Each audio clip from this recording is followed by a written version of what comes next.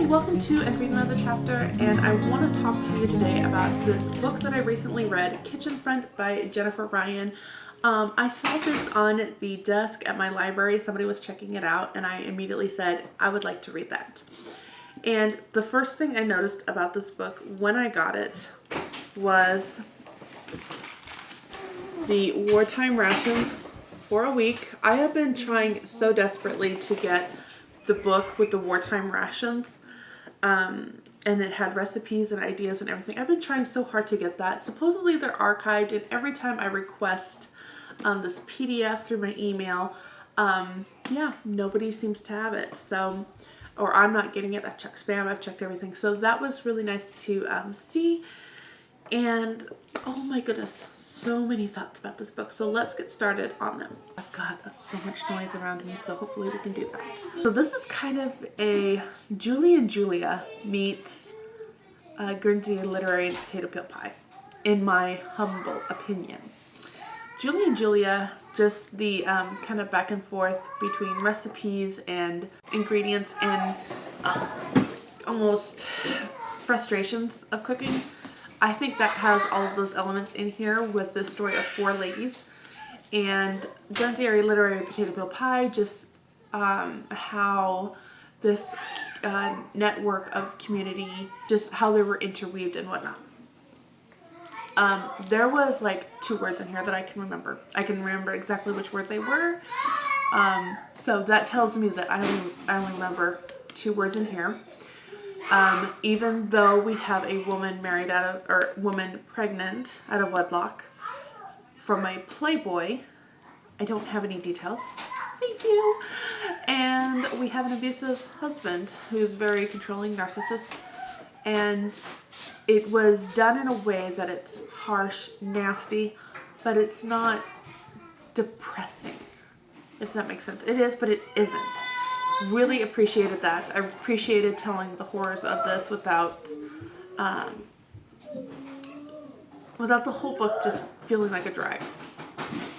So there was that. You also have a widow with 3 boys, and honestly her story is my absolute favorite. She is one of those fighters that is out to just take care of her family whatever way that needs to be done, and basically kind of at the loss of who she is as a character.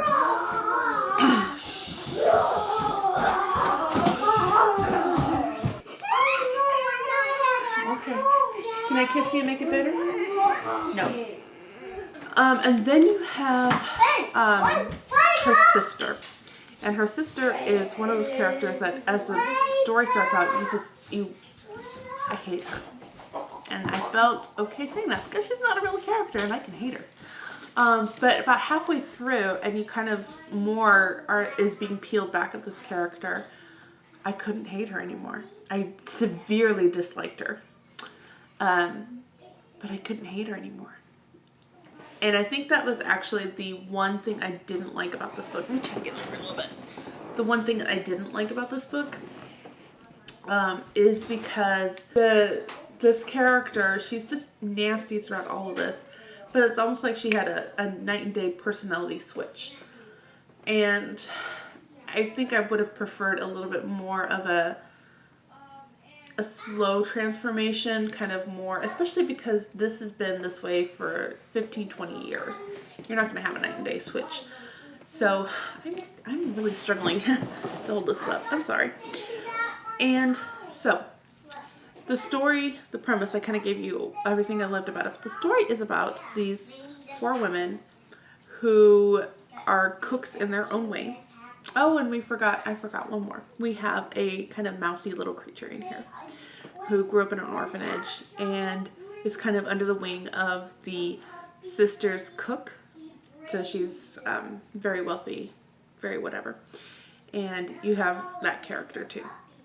So these 4 women are during World War II. They're all cooking in some sort of way. One for her children, and then she actually makes pies to sell and bring in extra income. One to kind of impress everybody. One as the cook's understudy. She's going to take over and become this the chef for this ritzy family.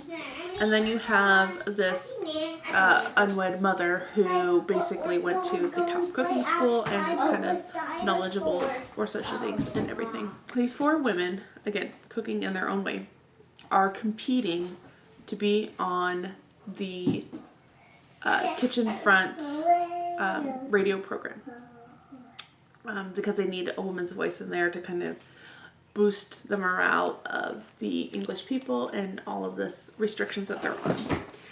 And then it just kind of tells the story of how these 4 women are basically competing against each other, but then kind of come together. A lot of this book, again, I really loved Audrey's perspective. I'm pretty sure it's Audrey. Lady Gwen, Audrey, okay. I really loved Audrey, who is the widow with the boys. I really love her perspective. Just, again, she is going to make sure that this family is taken care of, even though she's in this dilapidated mansion that her mother left her. There's roof leaking and all of this stuff that's just, and she is just going to make sure that everybody's taken care of. She's not a lovable character in the sense that everything is sweet about her and everything is, like, she is a character with flaws, and I love that. But at one point in here, she kind of reflects and said, you know, I'm not the person I used to be. And she's thinking about the woman that her husband married. She's like, you know, I'm not the person I used to be, but I'm going to become that person again. And it's just, you know, all the hardships that have taken a toll on her, and she's just realized that she is kind of turned into a person that she just doesn't want to be, and she's going to change that. And that's why I love this book so much.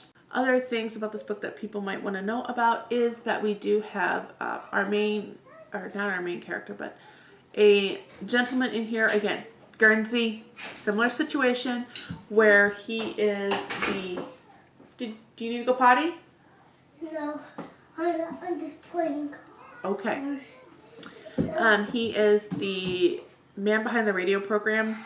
You find out later he is gay, and the pregnant woman is kind of a feminist about it, or is kind of a feminist, and she basically kind of uses that to her advantage a few times. So there is that in here. Again, overall it's clean. Even the 2 words weren't one of those that you're just kind of a jerk reaction towards, and I appreciated that. It's still like jarring, especially if you're not a fan of language. I'm not sure how to put that. So this book, oh my goodness, yes, you guys, I just really want to own this, and if you can get your hands on a copy, I would really recommend it. Just every perspective ends with a recipe you can follow. Even some of the creative things that they do, which is like whale pie, whale shepherd's pie, or whale something. They use whale. Yeah, that recipe's in here. And not sure we can get our hands on some whale. Some of them are really good, and some of them you're like, okay, maybe not the kind of recipe I want to be making. So, I hope you enjoyed this review, and I look forward to seeing you in the next video. And until then, have another cup of coffee and read another chapter.